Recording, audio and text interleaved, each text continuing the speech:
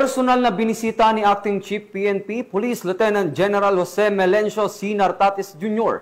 Ngayong umaga ang mga pulis na kasalukuyang na-accompine sa PNP General Hospital matapos masugatan habang nagpapanatili ng kapayapaan at kaayusan sa naganap na anti-corruption rally kahapon.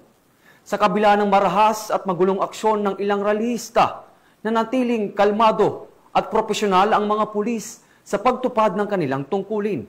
Ipinaabot ni Police Lieutenant General Nartates ang kanyang taus-pusong pasasalamat at pag-aalala sa mga sugatang pulis.